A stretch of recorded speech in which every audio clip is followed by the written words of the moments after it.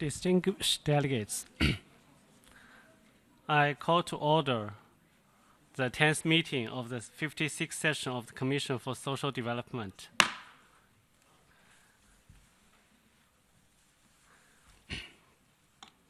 I invite the Commission to resume its consideration of Agenda Item 3, Sub-Item A, Priority Theme, Strategies for Eradicating Poverty, Achieve Sustainable Development for All, and Sub-Item B, Review of Relevant United Nations Plans and Programs of Action pertaining to the situation of social groups, and to continue its joint general discussion of the sub-items. Before giving the floor to the first speaker, I would like to remind delegations to please respect the agreed time limits as follows: 7 minutes for member states, 5 minutes for intergovernmental organizations and United Nations system entities, and 3 minutes for non-governmental organizations in consultative status with the CSocD. Having said that, I now give the floor to the distinguished representative of Malawi.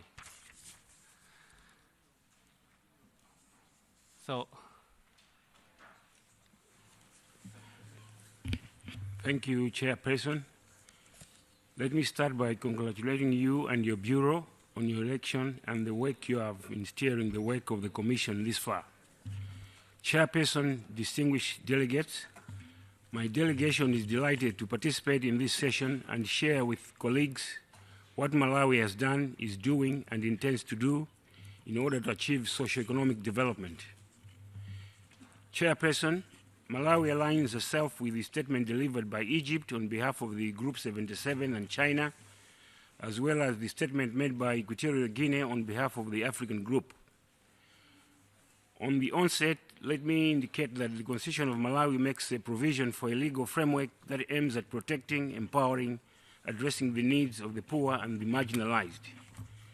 Chairperson, the government of Malawi is committed to eradicating poverty amongst its people of all ages. The commitment is premised in the Sustainable Development Goals, which have been incorporated in the draft Malawi Growth and Development Goals 3, MGDS 3. This is an overarching development framework in the medium term. One of the key priority areas is the reduction of poverty amongst the people. The government of Malawi, through the Ministry of Gender, Children, Disability and Social Welfare, among other stakeholders, is promoting a holistic approach to ensure that poverty is eradicated and that no one is left behind. The primary focus of the ministry is on the marginalized women, boys, and girls, including the people with disabilities, the elderly persons, with urbanism and the poor, with the overall vision to ensure a self-reliant Malawi.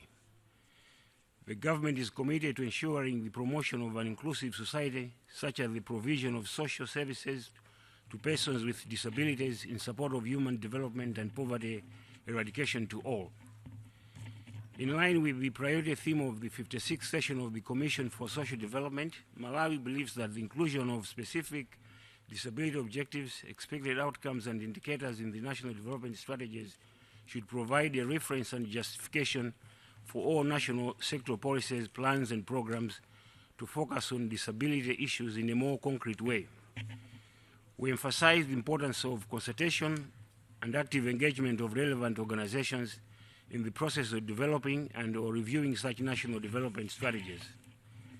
However, considering the diverse needs of persons with disabilities, it is important for states to come up with specific policies, strategies, plans, and programs to address these specific needs. Such policies will shape and inform mainstreaming of disability issues to achieve sustainable development for all. Chairperson, distinguished delegates, in respect of its international and regional obligations and commitments, the Constitution of Malawi provides for the promotion and protection of the rights of persons with disabilities. The Constitution also specifically provides for the right to economic, social, cultural, and political development. The government of the Republic of Malawi is also undertaking several initiatives to promote disability mainstreaming at all levels of national development as follows. 1, developing a national disability mainstreaming strategy.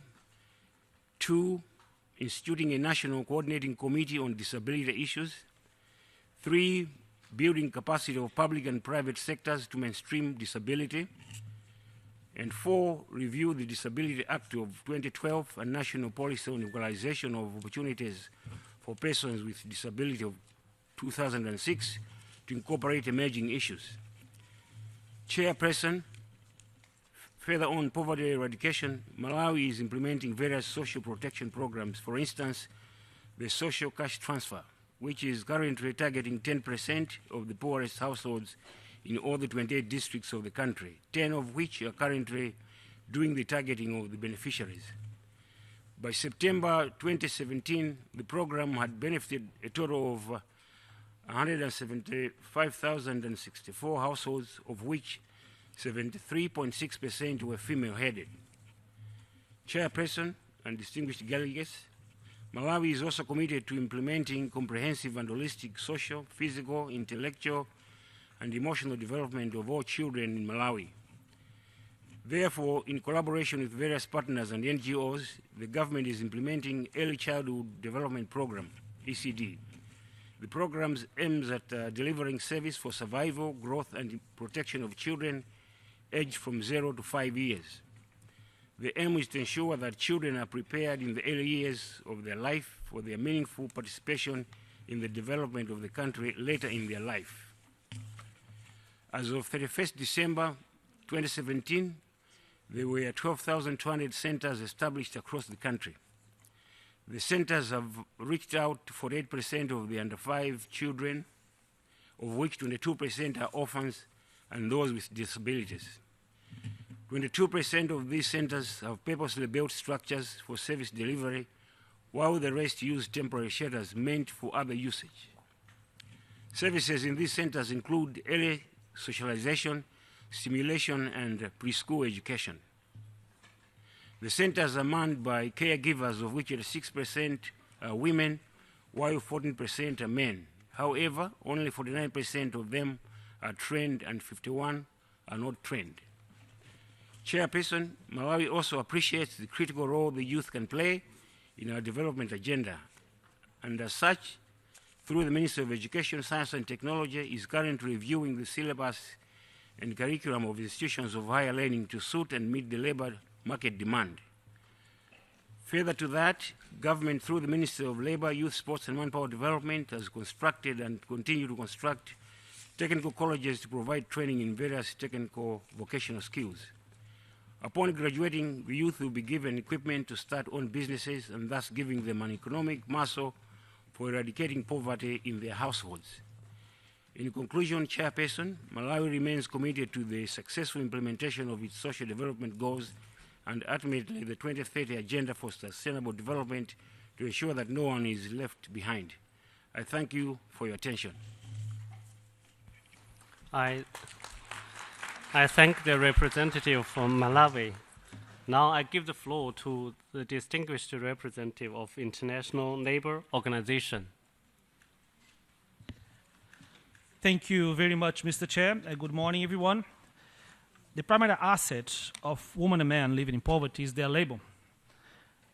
Decent work and well-designed social protection systems are powerful tools to eradicate poverty and attain the interrelated goals of the 2030 Agenda. Access to decent work opportunities for all is one of the most effective ways to lift people out of poverty, reduce inequality, and drive inclusive economic growth. In order to break the cycle of poverty, increases are needed in both quantity and quality of jobs. Globally, around 192 million people are unemployed, and around 300 million workers are living in extreme poverty. When decent work and formal employment opportunities are not present, many are forced to eke out a living in the informal economy. And in fact, around half of the world's workforce operates in the informal economy, which is typically characterized by a high incidence of poverty, inequality, and vulnerability to decent work deficits. Women and youth continue to be disproportionately affected by limited access to decent work. Once in the job market, women have restricted access to quality employment opportunities. For the same job, women they make on average 25% less than men. Similarly, ILO estimates that around 70.9 million young people are unemployed globally.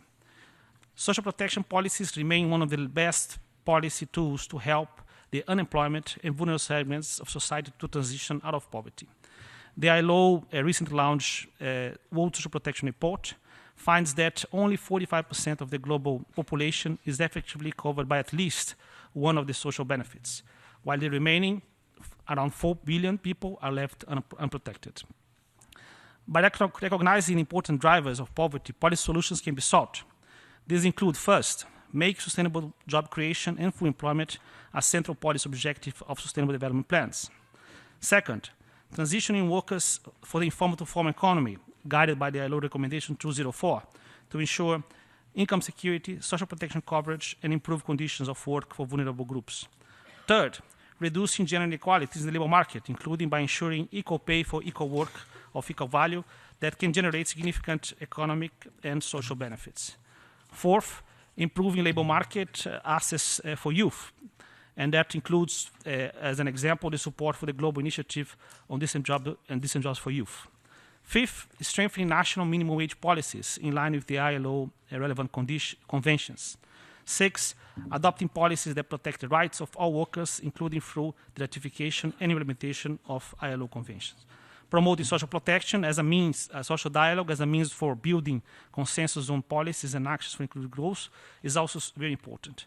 And finally, ensuring that the right to social protection becomes a reality for all. Mr. Chair, it's only through deliberate policy choices aiming at improving both the quantity and quality of employment that a durable exit from working poverty will be possible.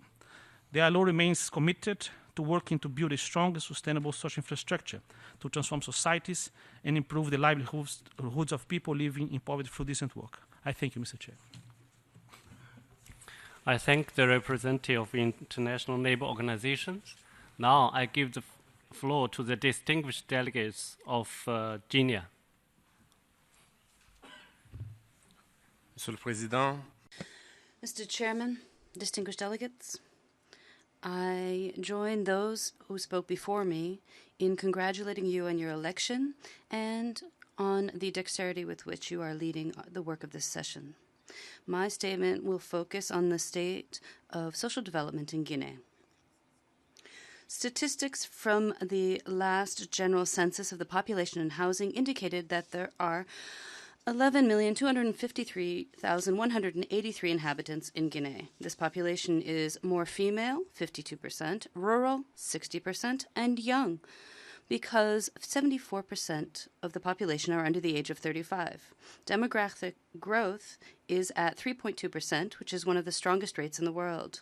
The youth of Guinea is facing more and more social, economic, and cultural difficulties. One of the main challenges is unemployment. 83% of the unemployed are youth, while the national average is 52%. This lack of opportunities, combined with other factors, push youth towards irregular migration towards other countries in the sub-region and beyond. According to statistics from UNDESA, almost 500,000 people have taken to the road and towards international migration from Guinea in 2015. To face the challenges of an inclusive economy and of sustainable development, the government has adopted a national plan for economic and social development, whose third pillar is inclusive development of human capital. This pillar is in line with the SDGs and the 2030 Agenda, as well as the 2063 Agenda. They place great importance on those who are generally the victims of exclusion and deprivations, including women, youth, and those with disabilities. For youth, there are encouraging actions underway, namely the National Council for Youth, which is in place, and a project of social support financed by the World Bank, which has allowed 850 households to be given conditional monetary transfers. Also, the government and its partners have adopted in 2016 a national program of insertion for youth after Ebola, which has aiming to create 750,000 jobs in 5 years.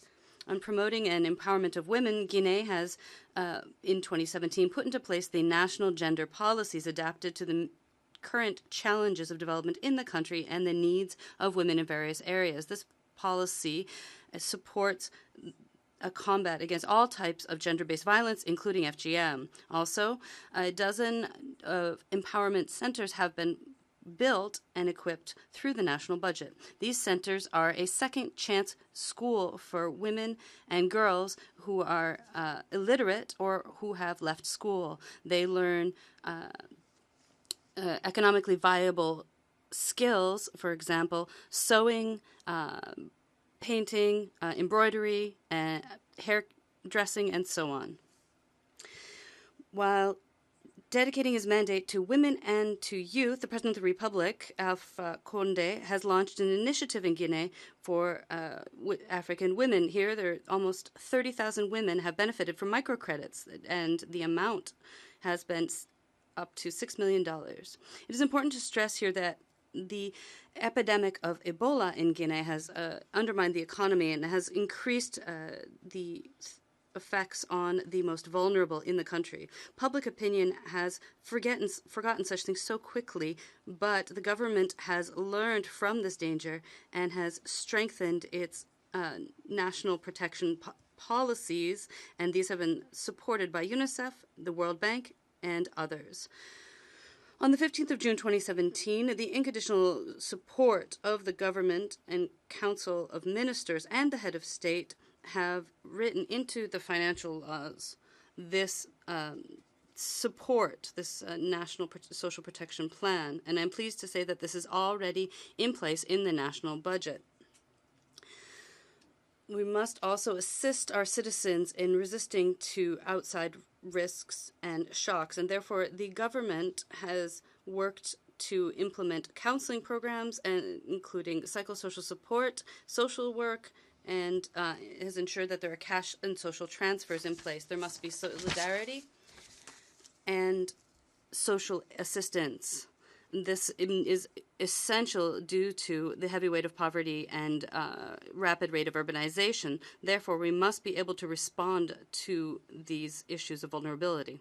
Regarding those with disabilities, to show true political will, the government is about to adopt a law for this social group, which is often a victim of exclusion. Let us recall that in many African countries, people living with a handicap are often inappropriately called the handicapped, due to their supposed inability to participate in initiatives for development, and they remain at the outskirts of society.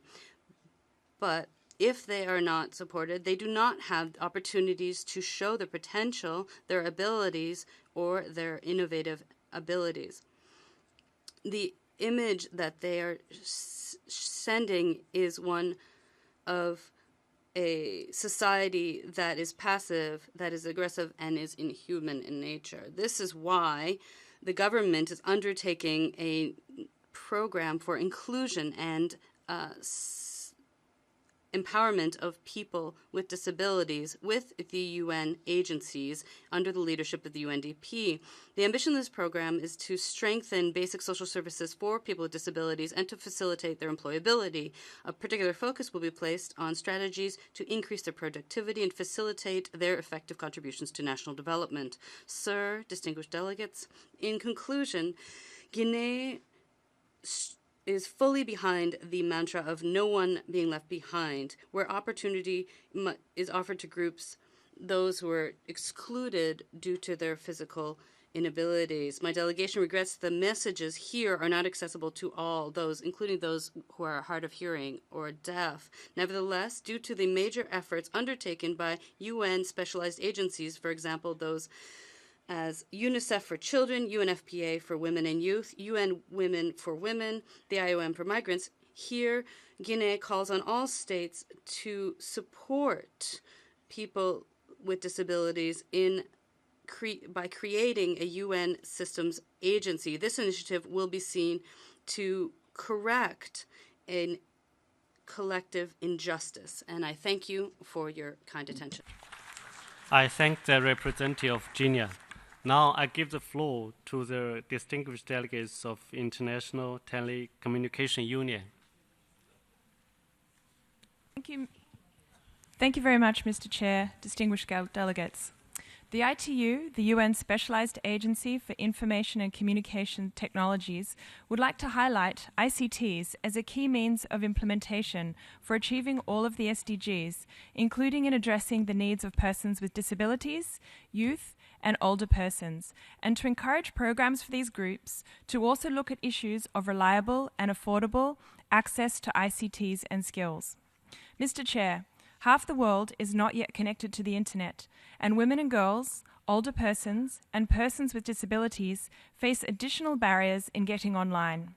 And yet, the potential for empowerment and social inclusion is substantial, including in areas such as education, employment, health, and access to financial services. The risks of being left behind and digital divides becoming digital chasms is also growing as the pace of technological change is increasing. Interconnectivity enabled through ICTs can also empower all these groups to become more active and engaged citizens, plugged into each other and their environments, and support the achievement of socio-economic development. For persons with disabilities and older persons with mobility challenges, access to ICTs can also greatly enhance lives and increase independence. As well as access for all, digital skills are another critical ICT issue. Even youth, who are the most connected age group around the world, do not necessarily have the digital skills that employers most need. However, ICT and digital skills are increasingly essential for successful participation in the modern labour market. Thus, among other efforts, the ITU is pleased to be partnering on the joint ITU-ILO Digital Skills for Decent Jobs for Youth campaign and to be leading the digital skills thematic work of the Decent Jobs for Youth Global Initiative. We're also pleased that a side event was held last Friday on the issue of digital skills for older persons to help raise awareness of this important need and opportunity. Among other things, digital inclusion of all people for social and economic development requires comprehensive national digital inclusion policies, strategies, and guidelines, including for digital skills development, as well as relevant disaggregated data. Agenda 2030 recognizes that the spread of ICTs and global interconnectedness has great potential to accelerate human progress, to bridge the digital divide, and to develop knowledge societies. Mr. Chair, the ITU stands ready to continue to support Member States in this important area of ICTs for the SDGs. Leaving no one behind requires leaving no one offline. Thank you very much. I thank the representative of ITU. Now I give the floor to the representative of Food and Agriculture Organization. Thank you, Mr. Chair. I would like to join previous speakers in congratulating you and the other members of the Bureau on your election and to assure you of FAO's full support in the work of the Commission. The recently released FAO report on the state of food security and nutrition in the world 2017 presents alarming news. After a prolonged decline over the last decade, the number of chronically undernourished people has increased from 777 million in 2015 to 815 million in 2016, which means an additional 38 million people going back hungry every day. Most of the recent increase in food insecurity can be traced to the rise in conflicts around the world, often exacerbated by climate-related shocks, which severely hamper our efforts to end hunger by 2030. Mr. Chair, a majority of the world's poor and hungry live and work in rural areas. Therefore, it's only by targeting and prioritizing rural areas for interventions and by empowering rural actors that we will be able to achieve SDG 1 and SDG 2 on ending poverty and hunger. As noted in the report of the Secretary General on strategies for eradicating poverty to achieve sustainable development for all, GDP growth originating in agriculture is, on average, at least twice as effective in reducing poverty as growth in non-agricultural sectors.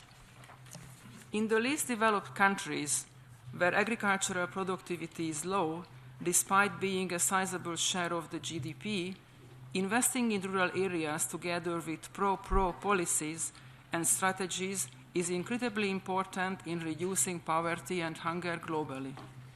It is also critical that our investment in agriculture is complemented by empowering rural actors, in particular small-scale producers, women farmers, the youth, and indigenous people. Women are the backbone of the rural economy, especially in the developing world, yet they receive only a fraction of the land, credit, inputs, and agricultural training compared to men. Empowering and investing in rural women has been shown to significantly increase productivity, reduce hunger and malnutrition, and improve rural livelihoods. Likewise, addressing the key challenges of youth in agriculture, including insufficient and limited access to education, land and financial services, will prove vital to increasing youth involvement in the agricultural sector and ultimately addressing the significant untapped potential of this sizable and growing demographic group. Let me conclude by highlighting that one of the greatest dangers of climate change is the threat it poses to global food production. Climate change already affects agriculture and food security, and without urgent action, millions more people will be at risk of hunger and poverty. Hunger, poverty, and climate change can be tagged together through approaches that recognize the critical linkages between rural poverty, sustainable agriculture, and strategies that promote resource use efficiency, conserve and restore biodiversity and natural resources, and combat the impacts of climate change. Only by addressing these many challenges of poverty holistically and together in partnership, we will be able to better the lives of the people we are here to serve. Thank you, Mr. Chair. I thank the representative of FAO. Now I give the floor to the distinguished representative of UNAIDS. Thank you very much, Mr. Chairperson. The Joint United Nations Programme on HIV/AIDS, UNAIDS, would like to take this opportunity to address the interlinkages between eradicating poverty and ending the AIDS epidemic as encompassed in the Sustainable Development Goals. We support the key message of the Secretary General's report that eradication of poverty requires a comprehensive, holistic approach that addresses not only income inequality, but inequality in all its dimensions. In this regard, we would like to briefly address 3 recommendations of the report. Number 1, investing in human capital and scaling up the delivery of high-quality health services. Today, there are 37 million people living with HIV worldwide. 21 million are receiving treatment, ART, which enables them to live healthy and productive lives. We call on member states and other partners to accelerate the scale-up of treatment services so that all people living with HIV can have access. This is not only a moral imperative, but also an economically sound investment.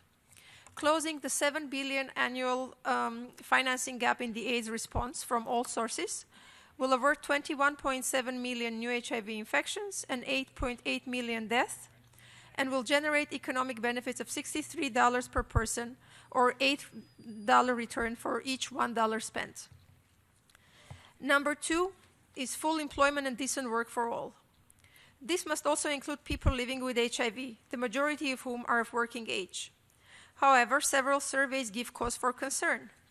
For example, in 22 countries, more than 1 in 5 people living with HIV said that they had been refused employment or a work opportunity because of their HIV status. In 7 other countries, almost half of people living with HIV reported that they had lost a job or another source of income because of their status. We call on member states and other partners to live up to the commitment of achieving zero stigma and discrimination against people living with, affected by, or at risk of HIV, including injecting drug users, men who have sex with men, sex workers, prisoners, and migrants.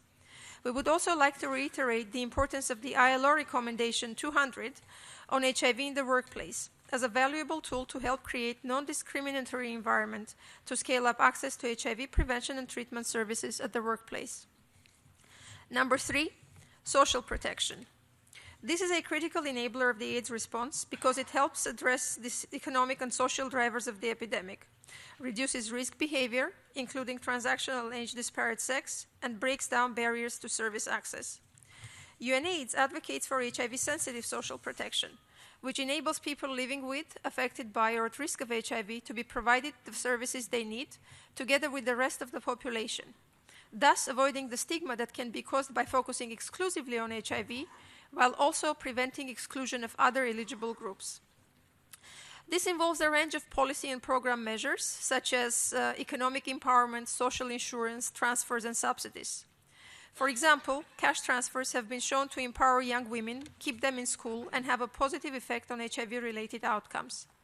We call on member states and other partners to accelerate efforts to meet the target of the 2016 Political Declaration on HIV/AIDS, to ensure that by 2020, 75% of people living with, at risk of, or affected by HIV who are in need benefit from HIV-sensitive social protection, including cash transfers.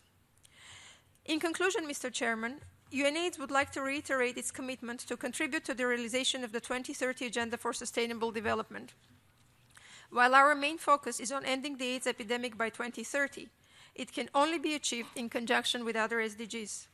We stand ready to work with all partners to leverage the synergies between the AIDS response and other development issues so that we can achieve shared objectives of poverty eradication, inclusive societies, and sustainable development for all. Thank you very much. I thank the representative of UNAIDS.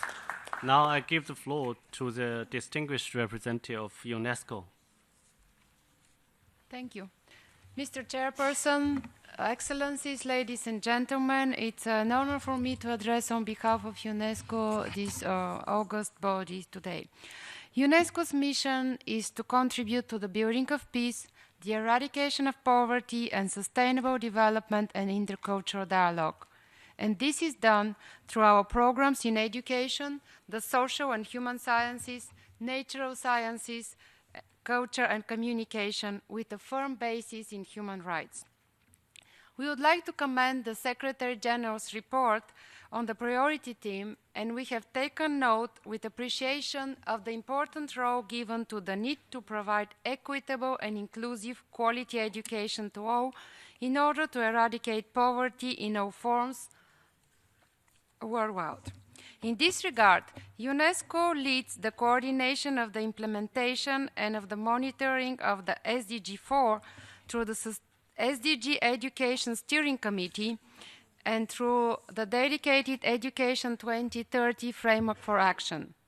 In doing so, UNESCO follows three strategic objectives: supporting member states to develop education systems to foster high quality and inclusive lifelong learning for all, empowering learners to be creative and responsible global citizens, leading and coordinating the Education 2030 agenda through partnerships, monitoring, and research.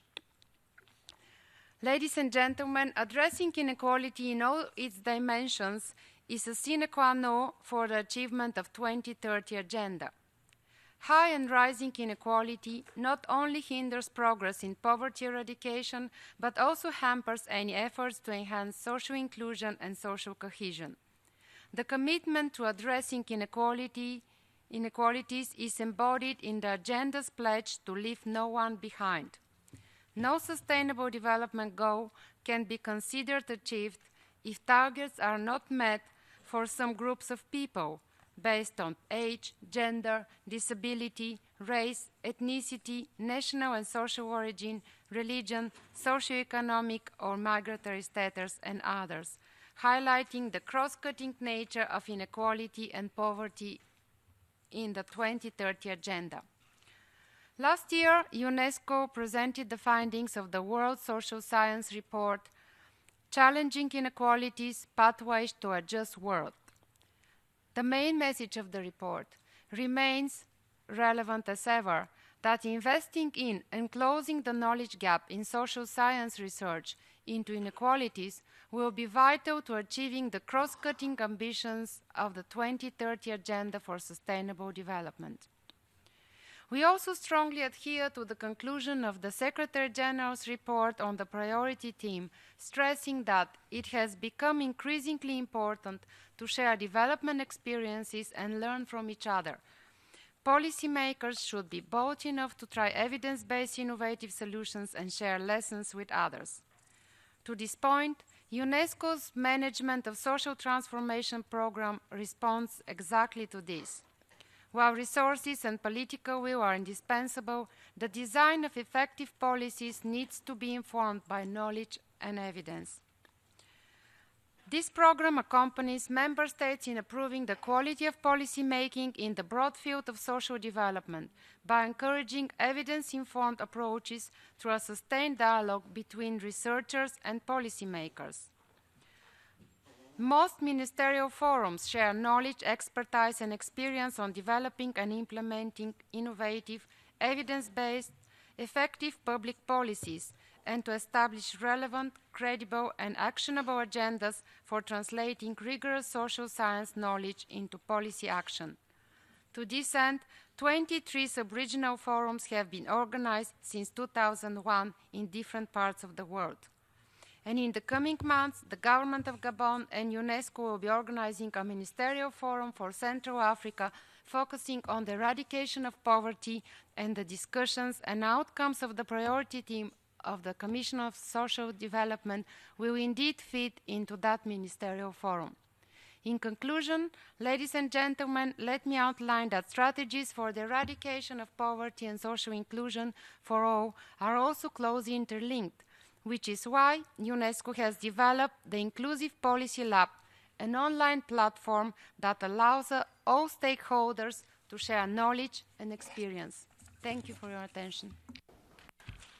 I thank the representative of UNESCO. Now I give the floor to the distinguished representative of regional commissions. Mr. Chair, distinguished delegates, ladies and gentlemen, I'll be speaking on behalf of both ESCWA and ESCAP today. On behalf of ESCWA, I'm pleased to address this agenda item with a focus on three key social groups: youth, older persons, and persons with disabilities, as detailed in a brochure disseminated during the session of this commission. In the Arab region, youth represent a critical and significantly large socio-demographic group whose safety and well-being will underpin efforts to implement the SDGs. From a demographic perspective, the youth bulge is highly pronounced and a characteristic of the region, with nearly 60% of its total population under the age of 30. This calls for adequate investments to build the human capital and productivity of young people as they join the labor force. The major challenges are to generate sufficient number of productive jobs and ensure the active participation of youth in all walks of life. ESCWA has been committed to tackling some of these challenges, notably through a major interregional field project jointly implemented by ESCAP, ECA, and ESCWA to enhance the participation of youth in the decision-making processes. A training program was developed and rolled out in several Arab countries, and an online toolbox was also prepared and disseminated during the project's implementation. In addition, one of our major flagship publications next year will be dedicated to youth development in the region. Moving ahead in the life cycle, the Arab region is also experiencing an unprecedented demographic development involving an increase in the proportion and absolute number of older persons. In 2015, the total number of 60-year-olds in the ESCWA countries was estimated to account for 7% of the total population, but this share is expected to more than double to 15% of the total population by 2050, when there will be more than 100 million older persons in the region. This new aging phenomena is being addressed in a major ESCWA publication entitled Reports for Aging with Dignity in the Arab Region, to be launched during the first half of 2018. In addition, we've been taking the lead in championing aging issues at the regional level through various platforms, including through major regional consultations, such as the Regional Review of the Madrid International Plan of Action on Aging, held in May 2017. Mr. Chair and distinguished delegates, over recent years, many Arab governments have taken concrete steps to promote the inclusion and rights of persons with disabilities. Most Arab countries have acceded to or ratified the Convention of the Rights of Persons with Disabilities, which has led to significant changes at the institutional and policy levels. ESQA is currently working to support these national efforts in different ways. One major joint initiative is designed to increase the quality and quantity of disability data for policy formulation. This includes a broad and ongoing data collection exercise in collaboration with DESA's Statistics Division and other partners. Improved access to employment and the workplace, as well as dissemination of disability-sensitive technology, are further prominent concerns. For example, ESQA, in collaboration with the ILO, recently hosted a training workshop for government officials, disability persons organizations, and the private sector on inclusion of persons with disability in the labor market. Similarly, ESQA and ITU are currently supporting member countries in making their labor markets more accessible through IT tools. Modern technology is also the tool for a broader advocacy campaign to confront widespread stigma and promote better inclusion. The goal of these initiatives targeting youth, older persons, and persons with disabilities is to strengthen one of the fundamental principles of the 2030 Agenda to leave no one behind. Thank you. I'll now proceed with the statement on behalf of UNESCAP. Despite Asia-Pacific's rapid economic growth, it continues to be the home for around 400 million people trapped in extreme poverty. There has also been a rising concentration of incomes and wealth among the top deciles, besides persistent rural, urban, and gender inequalities. UNESCAP's work on social development is driven by the call of the 2030 Agenda to leave no one behind. The focus is on policy analysis of poverty and inequality reduction by promoting decent job creation and social protection, fostering women's economic empowerment, as well as strengthening social inclusion of persons with disabilities, older persons, youth, migrant workers, amongst others. Let me now briefly summarize a few highlights. In 2017, ESCAP launched a series of reports on sustainable social development in Asia-Pacific, focusing on the inequalities in access to healthcare, education, and other basic services in the region, and to share good practices in people-centered transformation. Rapid population aging is an important megatrend in the Asia-Pacific region. ESCAP supports member states in implementing the Madrid International Plan of Action on Aging and conducted its third regional review in Bangkok in 2017. The review was also informed by a new UN ESCAP report entitled Addressing the Challenges of Population Aging in Asia and the Pacific. Over 690 million people with disabilities in Asia Pacific face numerous barriers to full and effective participation. ESCAP has been facilitating government actions, including through the adoption of the Ancient Strategy, the world's first regionally agreed strategy for disability inclusive development, in 2012. The strategy was reviewed at a high-level intergovernmental meeting in Beijing in November 2017, which adopted the Beijing Declaration and Action Plan to foster disability-inclusive development through a comprehensive regional action plan. Mr. Chairman, young people in the Asia-Pacific region face many challenges in their transition from school to work. A primary survey conducted by ESCAP shows that there are significant rural, urban, and gender divides in youth inclusion in employment, education, and training. ESCAP has launched a Youth Policy Toolbox, which is an online resource that focuses on promoting good practices in youth policy and smooth social smooth school to work transition. The toolbox was launched at the Interregional Youth Policy Forum, convened by ESCAP in 2017 in Bangkok. Mr. Chairman, ESCAP shares the vision of people-centered transformation of the 2030 Agenda and stands ready to help member states in realizing its analytical and normative work, technical cooperation, and regional consensus-building activities. Thank you. I thank the representative of regional commissions. Now I give the floor to the distinguished representative of International Federation for Family Development. Excellencies, distinguished delegates, Ladies and gentlemen, the priority theme for this Commission is particularly important to ensure youth integration for sustainable development. It is becoming increasingly common for young people older than 18 years old to remain at home, supported at least partially by their parents' payroll, especially while they're completing their studies. In fact, never has so many members of younger generations been so dependent on their parents and grandparents for so long. The International Federation for Family Development has been part of the largest integrating project of the European Union called Families and Societies. Policy, context, and diversity over the life course and across generations. The 6 million euros and 4 years long project has extended our knowledge on how policies promote well-being, inclusion, and sustainable societal development among families. Mr. Chairman, our Federation has been entrusted to disseminate the findings and policy recommendations at the United Nations, and in particular during this Commission on Social Development. Many of the project recommendations focus on the vulnerable situation among family members, and especially on the sense of uselessness and idleness that the inability to find employment creates among young people.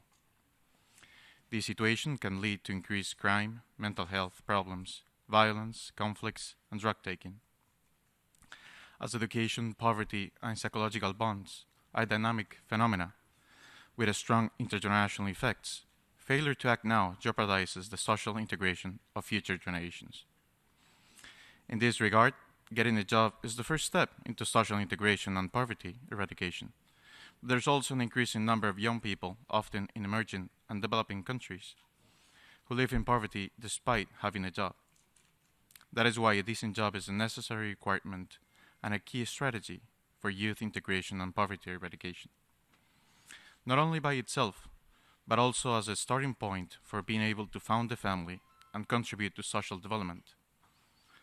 To conclude, our Federation is committed to share best practices on building paths to social integration and poverty eradication for youth, incentivize an educational offer able to create decent job opportunities, understand how the private sector can participate in the vocational training process, and find ways to engage youth in analysis and decision-making process. Thank you, Mr. Chairman. I thank the representative of the International Federation for Family Development. Now I give the floor to the distinguished representative of the International Movement, ATD Fourth World. Thank you, Mr. Chair. Honorable delegates, colleagues, ATD 412, ATD standing for All Together in Dignity, is a movement founded in 1957 to bring together women and men from all sectors of society to work in partnership with people living in extreme poverty in order to support their efforts to improve their lives and those of their communities. The knowledge created together helps to inform and influence policymaking at all levels. As stated in the UN Guiding Principles on Extreme Poverty and Human Rights, extreme poverty is a violation of human rights. It is both a cause and consequence of discrimination and stigmatization that leads to compounded violation of the civil and political rights of those living in extreme poverty. It also hampers their access to the basic services needed to achieve a decent life and to enjoy economic, social, and cultural rights. The 2030 Agenda, and especially SDG 1, can therefore only be reached through a human rights-based approach with the poorest at the center. One key strategy to eradicate poverty is the implementation of social protection floors as part of a human right-based social protection system. Mentioned in the Agenda 2030 under the Goal 1.3, social protection floors are defined in the ILO Recommendation 202 and enable, when implemented at national level, all in need to have access to essential health care and to basic income security.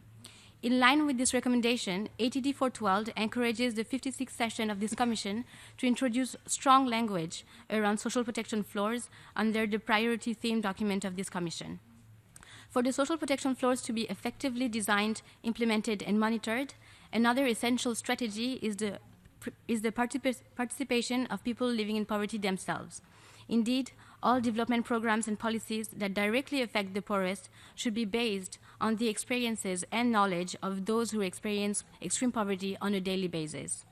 To support this participatory process, the international movement ATD412 and Oxford University have jointly set up a participatory research on the dimensions of poverty and how to measure them, where people in poverty themselves are co-researchers.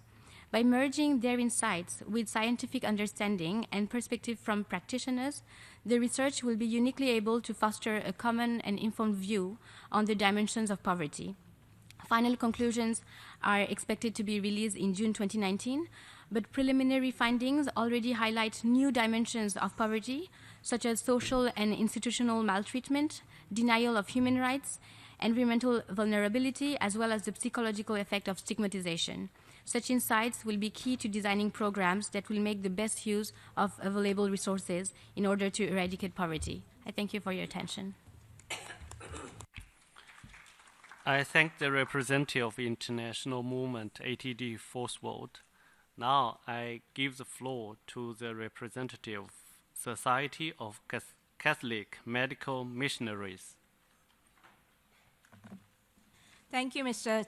Chairman, Excellencies, ladies and gentlemen, and colleagues.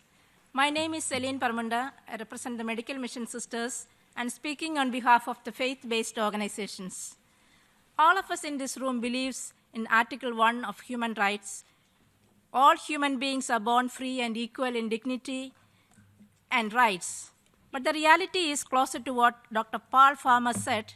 The idea that some lives matter less is the root of all that is wrong with the world. Inspired by their faith, several organizations are at the front line for centuries in providing social services, especially to the people living in poverty, whose lives seem to matter less in society. Living closer to the struggles of the people and feeling their pulse, faith-based organizations are in a unique position in poverty alleviation and achieving sustainable development. It is obvious that health, education, skill development, and other social services were provided by faith-based organizations in every nook and corner of the world where government did not reach and are reluctant to go even today. Ironically, the faith-based organizations are not only excluded from policy making, but also in many countries, government policies are restricting their capacity to continue to provide these services. Unfortunately, there is a dangerous trend in several countries where religious minorities and human rights defenders, including journalists, are attacked or even killed. Sadly, this clampdown even by the democratically elected governments are neither helping the country's development nor in the achievement of 2030 agenda. We believe that extreme poverty is the highest form of human rights violations. So therefore, we propose 3 strategies. 1, identify and tackle main challenges. 1, eradicate the root causes. Example, the neoliberal policies that enables extreme wealth resulting poverty, which is only a symptom, not the cause. 2, break the silo approach both at the UN and in country level. Bring the invisible members to the decision-making table, namely faith-based organizations, women, youth, and the people living in poverty, so that they can bring their voices and perspectives. Strategy number 2, moving from silos to synergy. Cooperation and coordination among various actors internationally and nationally, government, civil society, and private sector for the common good of eradicating poverty. We need to learn from best practices and exchange experiences. Countries who avoided austerity and invested in social services have seen the positive result. Examples are many: Uruguay, Ireland, Costa Rica. Poverty eradication is not possible without promoting gender equality and empowerment of women and girls. Strategy 3, ensure social protection flows from a human right approach that lives of those living in poverty too matter. Taking national ownership. If there is political will, resources can be reallocated from military defense spending for social protection flows. Fulfilling the international ODA commitments and particularly allocating X% for social protection flows. Creating a UN-based international tax body for progressive taxation and setting up a global fund for social protection are ways to tackle poverty. Let me conclude with Pope Francis's message to the recent World Economic Forum. I quote, "We cannot remain silent in the face of the sufferings of millions of people whose dignity is wounded, nor can we continue to move forward as if the spread of poverty and injustice had no cause. It's a moral imperative, a responsibility that involves everyone to create the right conditions to allow each person to live in a dignified manner." End of quote. I thank you for your attention. I thank the representative of Society of Catholic Medical Missionaries. Now I give the floor to the representative of WOMB International Ltd.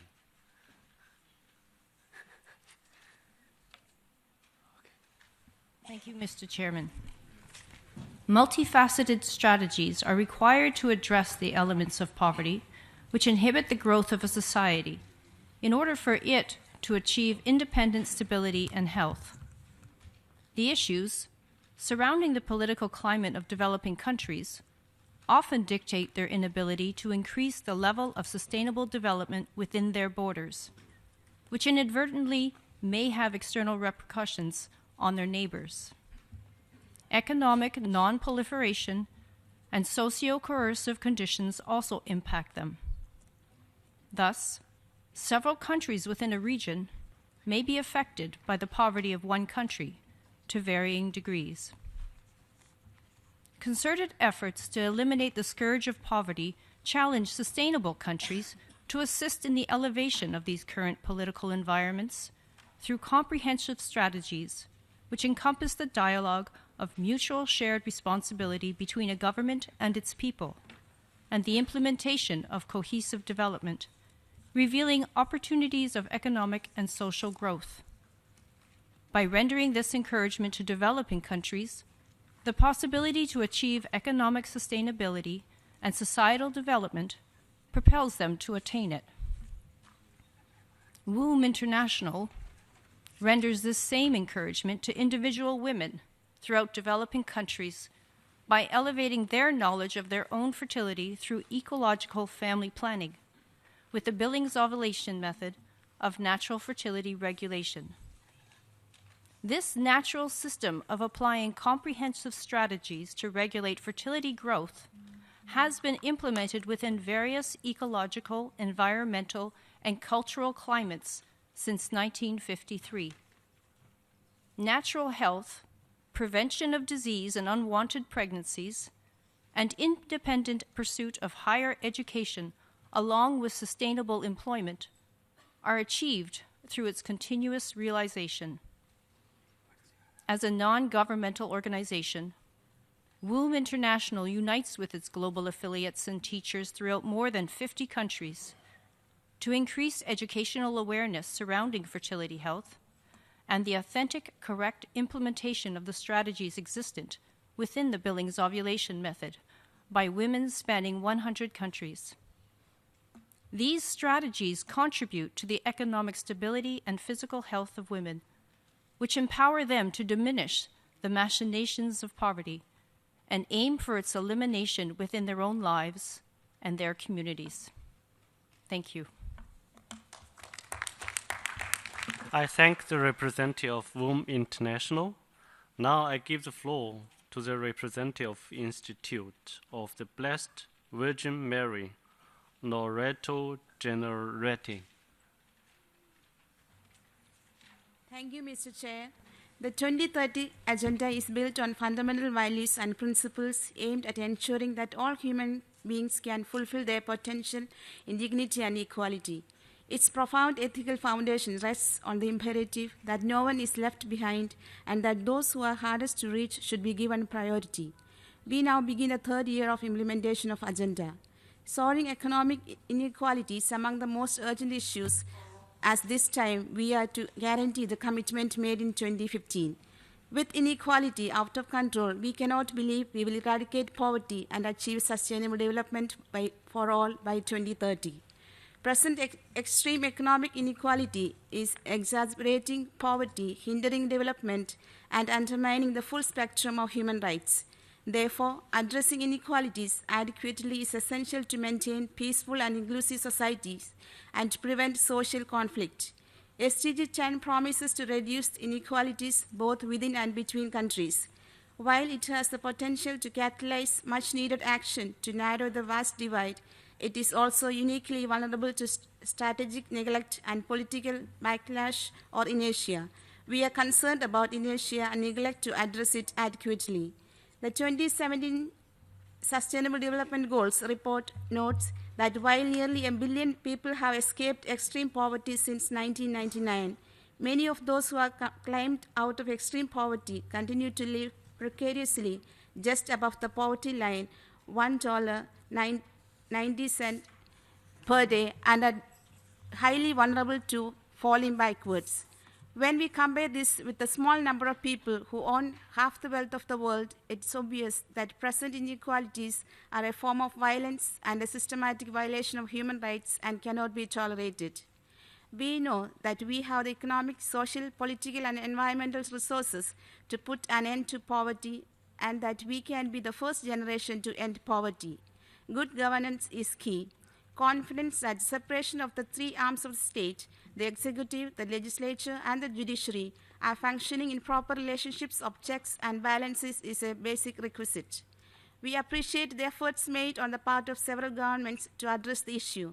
Yet the degree of corruption, which thankfully is emerging into the public awareness, requires robust action if governments and institutions are not to lose the trust of the people. Governments, the UN system, business, and all stakeholders need to be held accountable for any complicity in processes of corruption or unethically undermining poverty eradication.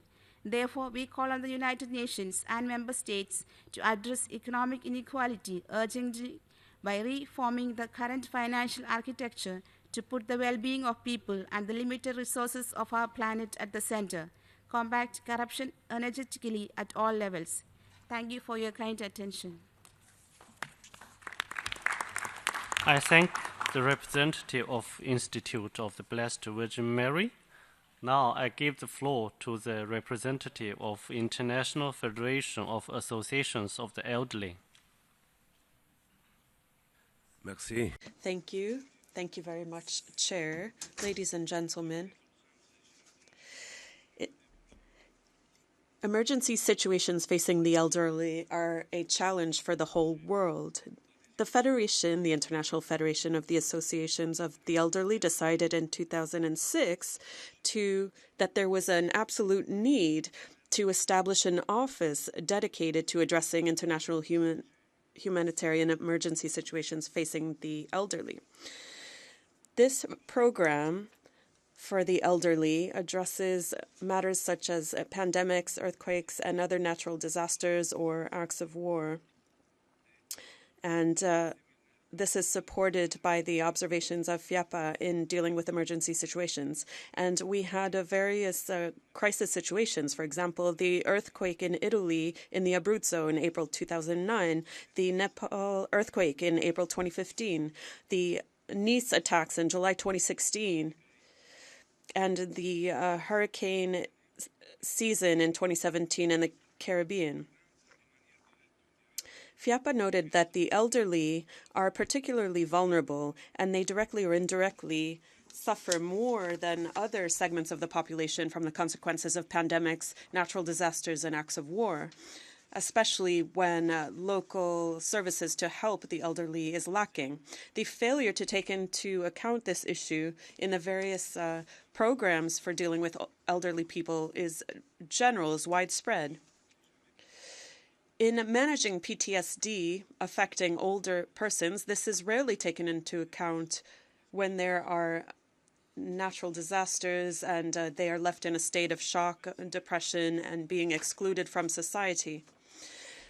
Today, FIAPA has decided to appeal to the ECOSOC General Assembly, supported by the Sendai Framework for Action on Disaster Risk Reduction. We are appealing to the international community to establish effectively and in a cross-cutting way to pay attention to the priority areas of this Sendai framework. This includes 1, understanding disaster risks, 2, bolstering the governance of disaster risks in order to better manage these, 3, invest in disaster risk reduction in order to enhance resilience, 4, to strengthen preparedness to disasters in order to effectively address this and build back better when it comes to recovery, rehabilitation, and reconstruction. FIAPA believes that specific programs are needed. Just as for the Sendai Framework for Action, this should involve the participation of older persons and persons with disabilities in developing international programs to assist older persons in emergency situations. FIAPA, based on the observations on the ground, wishes for the rapid establishment of a specific plan in place to address disasters affecting SIDS owing to the unique and particular vulnerabilities they face. ECOSOC has as its main theme the eradication of poverty in all forms and dimensions to achieve sustainable development. It is therefore essential to take into account the aging of the global population and the increase in disasters from multiple and violent upheavals. FIAPA has asked the ECOSOC General Assembly of February 2017 to establish as soon as possible a program to assist older persons in emergency situations based on the observations and best practices throughout the world. Thank you. I thank the representative of International Federation of Associations of the Elderly. Now I give the floor to the representative, Udisha. All for giving the organization Udisha an opportunity to make the oral presentation before the committee. We at Udisha believe that strategizing for the eradication of poverty to achieve sustainable development for all is the first strong step in the direction of sustainable development, taken by all in collaboration. What we at Udisha want is to identify those socio-economic, political, environmental problems which are troubles in themselves, but coherently aggravate the problem of poverty. The efforts put in should be directed towards elevation of poverty by solving those various correlated problems, and recognize that by solving the problem of poverty, we solve various other problems of our times and our future generation for achieving sustainable development. As highlighted in our written statement also, we want organizations to understand different needs of the rural and urban areas, especially in developing economies like India, and focus different solutions as required. Another sharp divide to be tackled is the unorganized and organized manufacturing sector, where the primary focus of Odisha lies and where the Government of India is also giving its full attention through its various schemes and policy initiatives.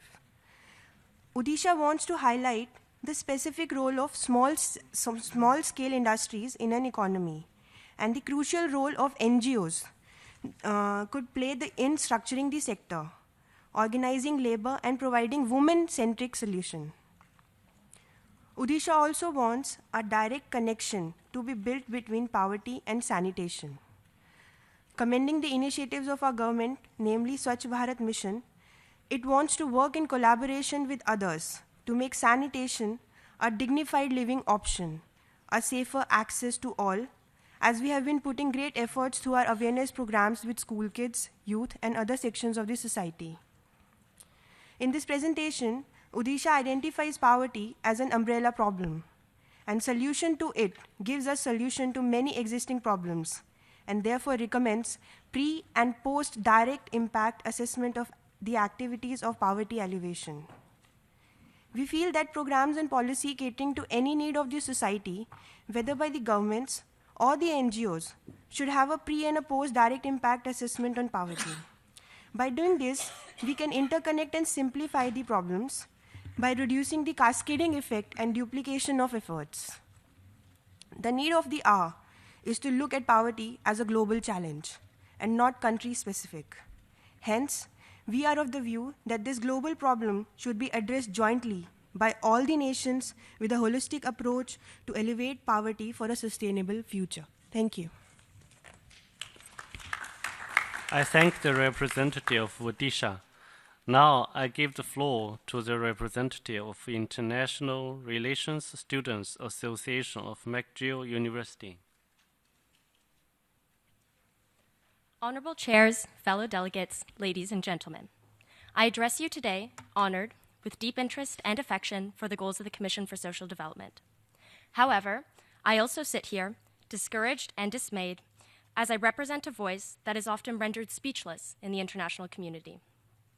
Today, I speak on behalf of young people who share the desire to make impactful contributions to their future. Since I began my undergraduate degree at McGill University 3 years ago, I've witnessed the international community be jolted by systemic and structural transnational issues so unprecedented that the future of my generation may be left hanging by a loose thread. It is unsettling today that the crucial decisions on these issues, specifically global environmental change, food security, migration, and energy, are made without our voices. Our organization is distinctive in the international community. We are one of the only student-run delegations with consultative status to the Economic and Social Council. Our mandate is to foster global awareness and a sense of unity amongst youths from elementary school to their undergraduate degree by educating them on international issues. When I reflect on my delegation here today, although each participant stems from a different background, engineering, international relations, and medicine, each of them share the same characteristics of a hunger for knowledge, altruism, and aspirations to initiate change in social development. Despite our shared internal drive, the collective obstacles we face feel insurmountable. The UN Division for Social Policy and Development stated that adultism, the subconscious bias of low and negative expectations on youths by adults, significant disjunctions between young people and policymakers, or institutional and procedural constraints compromise the youth voice. The status quo on social development cannot be improved by those who cling to a present which is already dying, but through joint efforts with the youth who continue to push ideas forward. The few existing participatory mechanisms for young people do not offer a concrete link that allows them to make meaningful contributions to a decision-making process that affects their future. Platforms, such as the Canadian Prime Minister's Youth Council, an advisory board composed of young Canadians, should be emulated throughout the international community. Providing transparent face-to-face engagements in public decision-making, notably with disempowered, marginalized, and minority youths, is essential. The youth mindset is one of courage, hope for social justice, boldness, imagination, and the drive to face issues head-on without timidity. It is our desire and hope that while inspiring the youths in our organization with the ambition to provoke change in social development, future platforms will be enacted to allow them to contribute to their own lives. All adults were once children, although few can remember it, and we can only hope that the United Nations can stay forever young. Thank you. I thank the representative of International Relations Students Association of McGill University. Now I give the floor to the representative of Hope Foundation. Hope Foundation.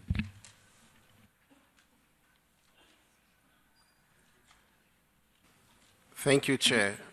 Bien-être social pour tous, in partnership of Hope Foundation, is an organization of community development and social welfare for people living in rural areas and less equipped urban areas of the Democratic Republic of Congo. Its focus areas are education, skills training, primary health care, food security, human rights, and environment sanitation. Inspired by Gandhi's vision of social well-being, I quote, "Be the change you wish to see in the world," but much better by Dr. Nelson Mandela's vision of ideal society when he said, "I have cherished the ideal of a democratic and free society in which all persons live together in harmony for equal opportunity." And moved by the greatness soul that characterized my late father, Mr. Joseph Chilengi, in his frontist struggle against poverty and social inequality in the rural areas of Mweneditu in the former Kasai provinces, and by the crucial realities of climate change, but moreover, by the recent ethnic atrocities that have claimed the lives of 2 innocent UN experts and the life of thousands in the former Kasai provinces in the DRC, leaving millions displaced with no food, no clothes, and no shelter, resulting in the current crisis, food crisis in that region. And finally, aligning ourselves with the SDG, best we suggest the 5 following strategies. Number 1, peace and security. Peace, security, and stability are crucial for development as they will secure investment in a country, which will result in job creation and therefore poverty eradication and sustainable development. Number 2,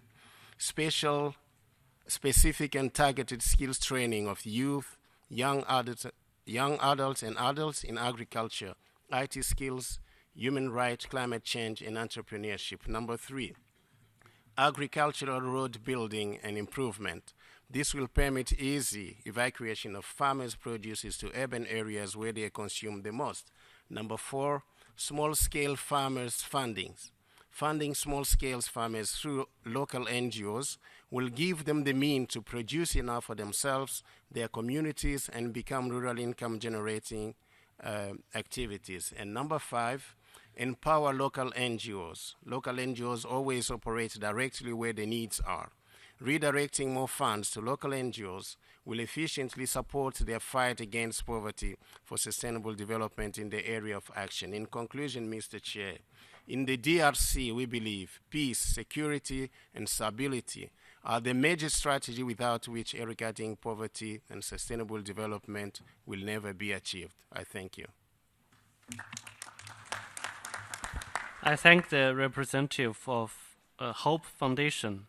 Now I give the floor to the representative of SM Sahaga Foundation. Thank you, Chair. Good morning, everyone. I bring experiential learning from India and South Asia at large to demonstrate how investment and social capital can thrust sustainable social development. Harping on the interrelatedness of sustainable development goals, SM Sehgal Foundation's intervention model aimed at empowering the rural poor creates evidence-based knowledge to showcase that an effective amalgamation of empowered citizenry and accountable institutions of governance can create inclusive spaces for equitable development.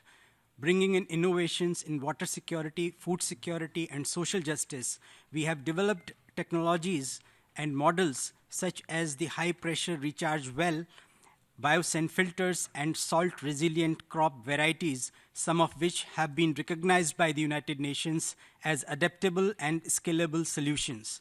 These models are now being adapted in several continents across the globe to create better future for all. Success of these models is, however, reliant on the fundamental aspects of program designing, which works on the principle of creating constructive democratic spaces for all. It is the good rural governance initiative of the Foundation that forms the basis of every innovation or intervention.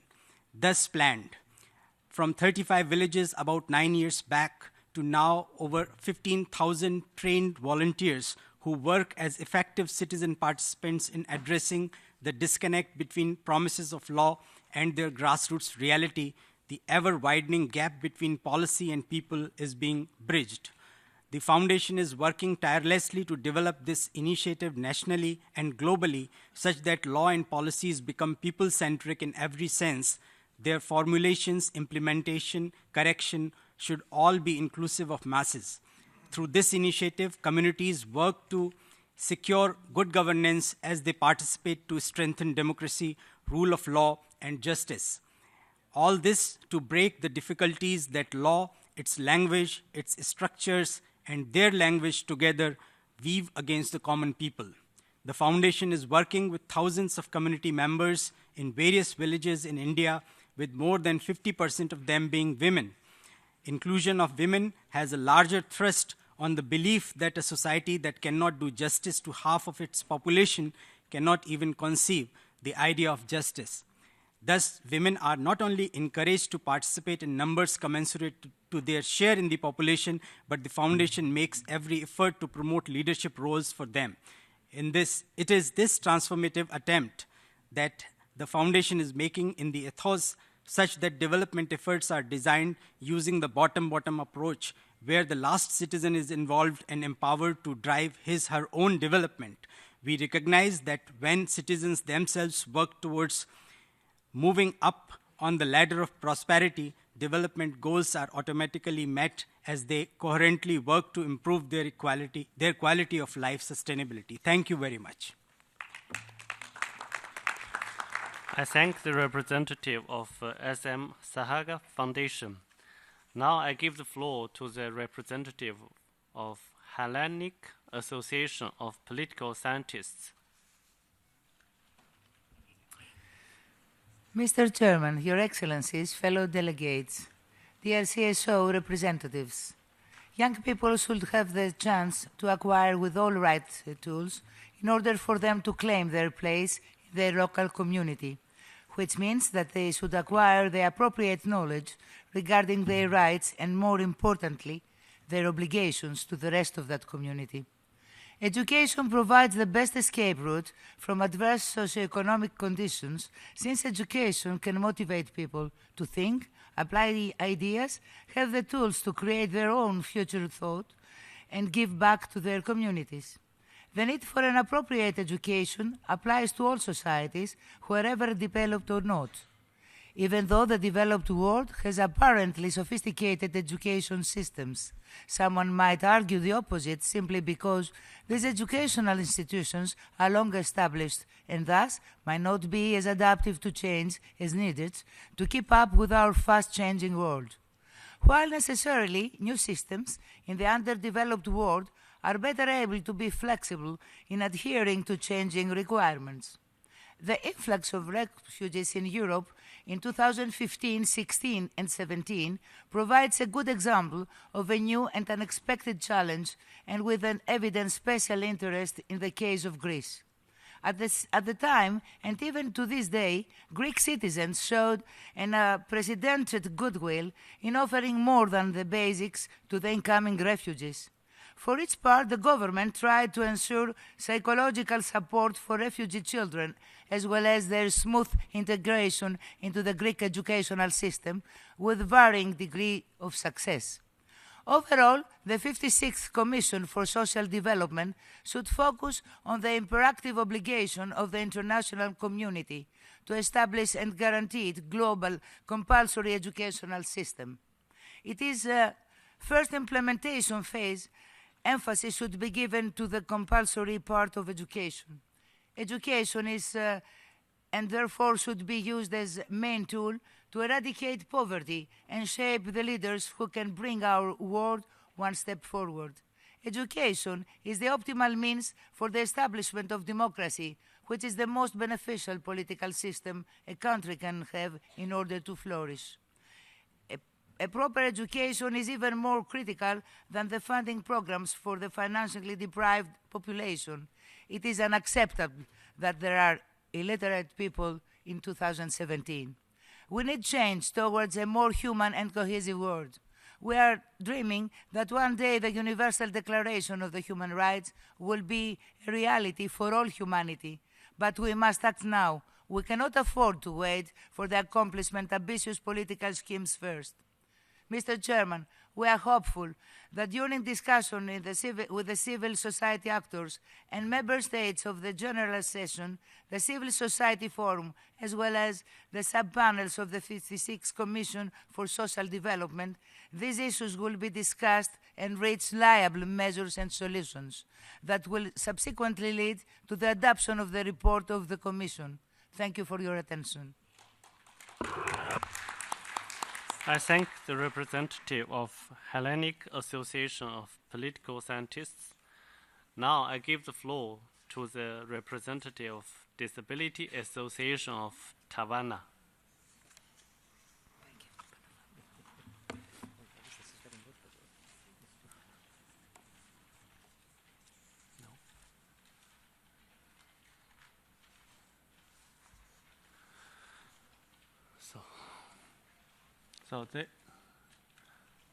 Okay, then we move to the representative of a very difficult name for me. Bürgerliche Gemeinschaft Schwäbisch Hall. Farmers Association of Swabian Hall. Mr. Chair, thank you for the opportunity to share our experience here at the United Nations and on the topics of strategies for the eradication of poverty and to achieve sustainable development for all. I want to point out globalization and industrial development goes along with the degeneration of local and small-scale economies, small-scale farming and local trade. It has led during the last 40 years to poverty and starvation of the rural people elsewhere. The global terms of trade are dictated by the imperialistic capital and the rich industrial societies. Small-scale economies and rural societies are the losers of this unjust development. This leads to the new social question. Along the unjust terms of trade, small-scale farmers and rural societies, who are more than 80% of the world's population, are being robbed about their common assets in terms of land grabbing, genetic grabbing, and knowledge grabbing, considered as attempt upon the common peasants' rights. We have to come up with strategies and measures to stop and prevent this unjust development. We have to allow the poor to share our wealth and prosperities in a fair way. We have to enable them to share world markets with their valuable resources and products with fair terms along the international value chains. As global trade monopolists are dictating low prices to the rural farmers and producers, new value chains have to be established and value generation has to reach the bottom in favor to benefit the local economies in the South. The goal is to achieve fair share on international trade for the poor and emerging societies and economies, instead of charity projects and to live on alms, but to enable our sisters and brothers in the South to get a fair share in value generation with their own hands, work upon their own common and local resources. I recommend new value chain partnerships between North and South, East and West, where all are benefiting with the equal share. As we have implemented it under the scheme of Seeds of Hope, as fair partnerships between farmers in the North and farmers in the South. In this case, small-scale farmers are still continuing with subsistence farming practices for its own consumption and the local market, but generating also cash crops with their own hands and from their own local resources, putting them into value through fair participation on the world markets, especially in Germany and Europe. Thank you, Mr. Chair, for kind attention. Thank you. Now I give the floor to the representative of Books to Africa International.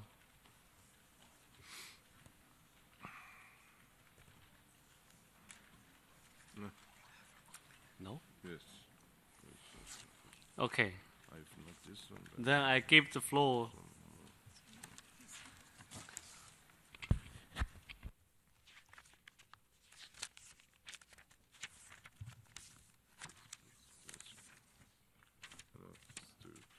Yes, please.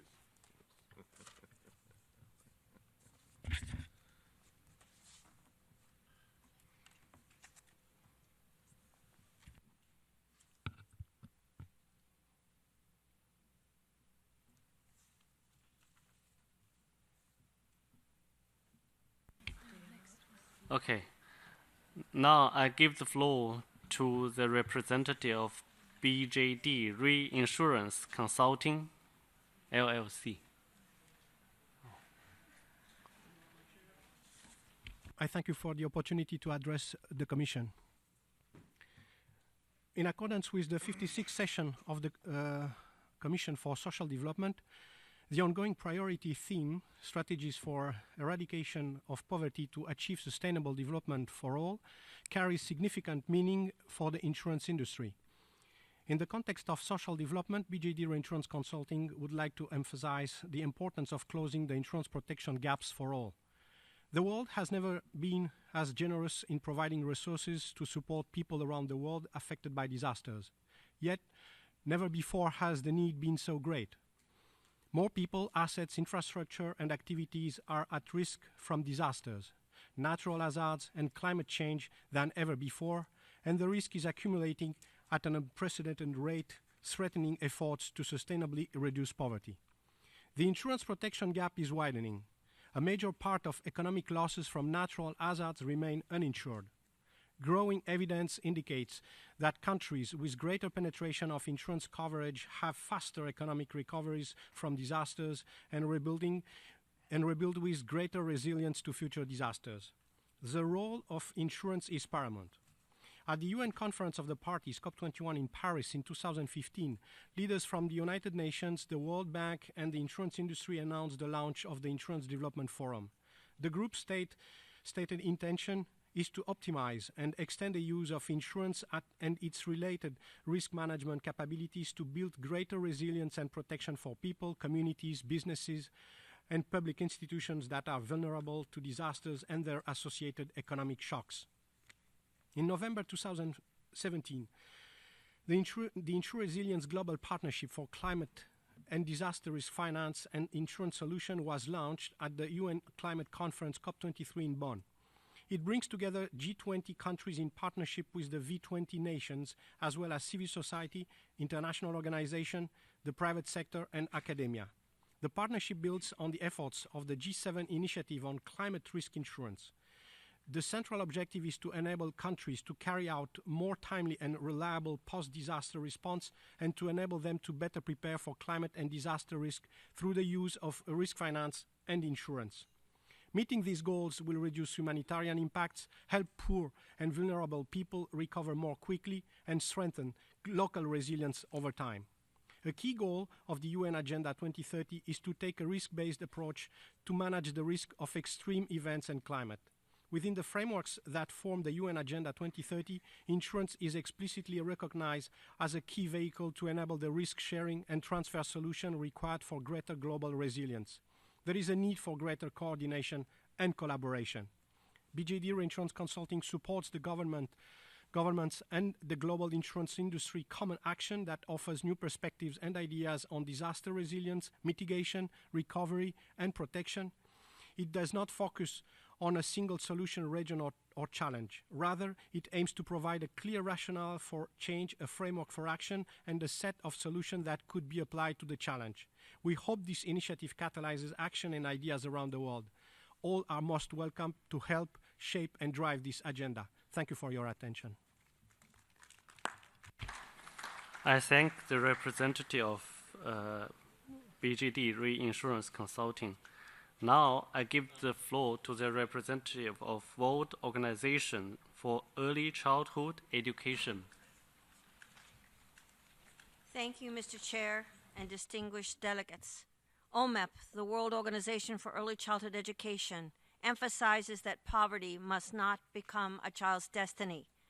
More than 200 million children under age 5 in low and middle income countries and increasingly in OECD countries and emerging economies as well, fail to reach their full potential because they grow up amid a broad range of risk factors, including poverty, inequity, poor health, family and environmental stress, and exposure to violence, abuse, neglect, and exploitation, especially in migration and refugee contexts.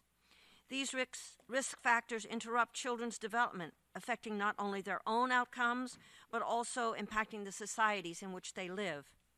The good news is that early childhood presents an incomparable window of opportunity to make a difference, a lasting difference, a significant difference in children's lives. Early childhood interventions mitigate the impact of adverse experiences in the early years. In the face of increasing conflict, early childhood development programs provide an entry point for peace building. Good early learning programs build resilience among children and families, especially in emergency and fragile contexts. Robust scientific research from many fields, including economics, clearly demonstrates that ECD is among the most cost-effective investments any country can make to break the cycle of intergenerational poverty and inequality. ECD provides basic services, social protections, and opportunities to learn. ECD animates the basic rights guaranteed to all children by the Convention on the Rights of the Child. especially the most vulnerable and marginalized, including the indigenous, migrants, refugees, minorities, children without parental care or in alternative care, and children with disabilities. ECD is not a single intervention. It is a comprehensive package of interventions covering health, education, social protection, women's empowerment, nutrition, and security, all contributing to the well-being of children and their families. Good ECD also includes quality child care, which allows parents to pursue decent work. Economic analyses from the developed and the developing world point to the same conclusion. Investing in early childhood yields high rates of return to families, societies, and countries. The rate of return is even higher in low-income countries than in high-income countries. Disadvantaged children and their families gain the most from quality ECD programs, but they are the least likely to have access to them. The case for investing in early childhood development rests not only with this high yield, but also on the unacceptable toll of not investing. Without children developing to their full potential, there is no foundation for sustainable societies. ECD must be actualized as an essential component of all new global development the new global development framework. We need disaggregated data to formulate and implement ECD policies, standards, indicators, and monitoring systems. If we are to live up to the promises the world has made to its children, they must all have access to quality early childhood development programs and services. It is unconscionable to allow poverty to frame any child's destiny when we know so much about how to promote optimum outcomes through early childhood development. Poverty is not destiny. Thank you for your attention. I thank the representative of World Organization for Early Childhood Education. Now I give the floor to the representative of African Youth Movement.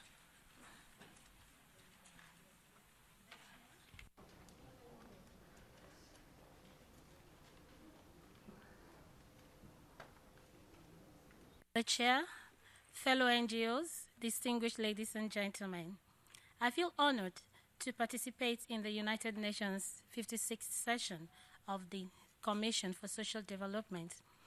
My presentation is on African fashion as a tool for poverty eradication, the Nigerian example. The Nigerian fashion designers have created a powerful niche as job innovators and models.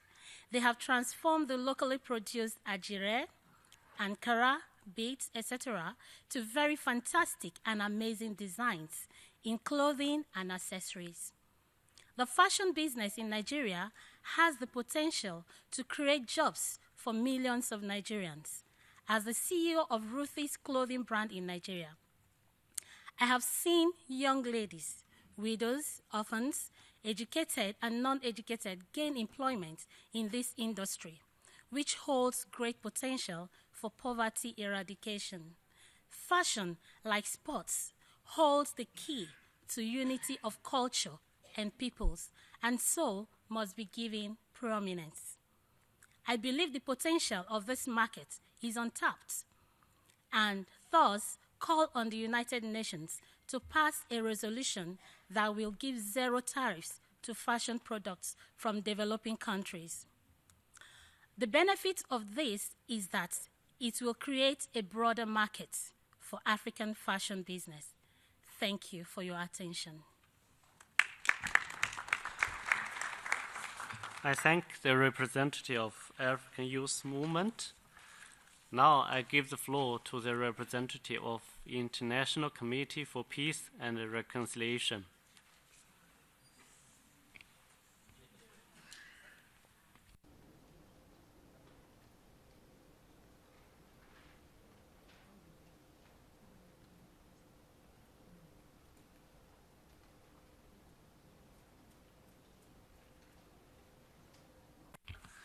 Okay, then I give the floor to the representative of Irina Manakaya School, Onitsha.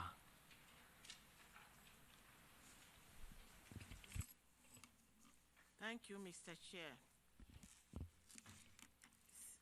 I speak on behalf of Irina Manakaya School. During the Commission on Social Development 55 section, our organizations, in addressing the theme of the 55 section, noted the following key messages. poverty is a major concern within the 2030 agenda as it affects all human growth and development. War and conflict derail economic, national, and human development. Eradicating poverty is an important vehicle for achieving global peace. We further made thoughtful recommendations considered necessary in the work to eradicate poverty, as there must be focus on how to create innovative solutions with best practices and the skills to ignite action in overcoming poverty at all levels and among groups. The Commission on Social Development ensures full inclusion of cultural protection systems as well as cultural norms and values as part of its commitment to building an inclusive, peaceful society free from poverty. The Commission should advocate for the promotion of peace among ages, groups, and agencies at all levels through Hawk for Peace campaigns. The Commission should encourage member states, relevant regional organizations and agencies to research and promote development programs and policies aimed at poverty eradication, education, and decent work. Culture and peace education should be included in the school curriculum. Civil society stakeholders who advocate for peace should inspire inclusive dialogue on harmonious living and abolition of poverty in commitment to Hawk for Peace global movement. The Ari Menakaya School believe that poverty is detrimental to social, family, societal, and personal problems. Poverty is the main cause of community, national, and global conflicts. The eradication is the most basic foundation for solving all of these problems. The global community, especially through the work of the Commission on Social Development and the 2030 Agenda, must ignite action strategies to free human lives and existence from poverty. We must ensure this through peace, working in harmony together, and giving our inner tendencies a rebirth. Our organization has continued to promote peace as a panacea to eradicating poverty and have enacted committed action through the Hawk for Peace campaigns as an initiative for the UN SDG 16 and targets. Ari Menakaya School strongly admit that peace is key to eradicating poverty. An inclusive approach to peace is one of the core strategies for the eradication of poverty to achieve sustainable development for all.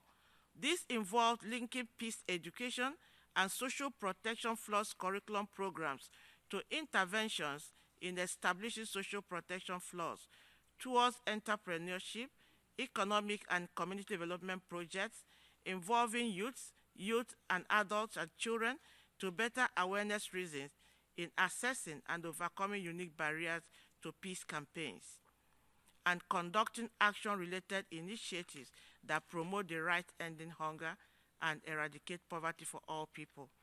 In conclusion, Mr. Chair, we are certain poverty eradication starts with self, to family, community, society, national and global, with personal choices towards daily existence.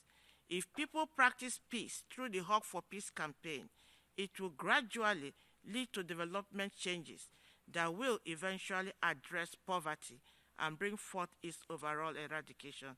Thank you, Mr. Chair. I thank the representative of Irina Menakaya School. Now I give the floor again to the International Committee for Peace and Reconciliation. Respected Chairperson, distinguished delegates, NGOs, ladies and gentlemen, we thank you for this opportunity to speak to this prestigious venue about eradicating poverty.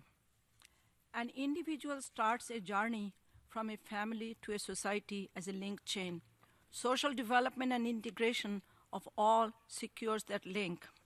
According to Bill Gates, people affected by extreme poverty has decreased from a third of the global population in 1990 to a tenth in 2017. While this is remarkable progress, it is still unacceptable that extreme poverty exists in many parts of the world, including the US. It is a shame that the richest 1% of the global population accumulated wealth exceeding that of the remaining 99% in 2016. It is a disgrace to humanity to watch the poor children in Haiti eat clay biscuits. We must do everything to provide these innocent children with some real food, even real cookies. Poverty has always remained a fact, and it would continue to exist for a long time, but we should all strive to minimize it. Yes, the poor must take responsibilities and be motivated, but the non-poor must play their part first to show empathy and respect for the poor. Rather than bickering about high taxes, vigilance and accountability of tax dollars spent on poverty eradication should be the norm.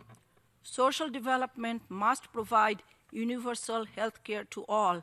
The UN can take the lead to ask all nations to adopt universal health care as part of the social development goal.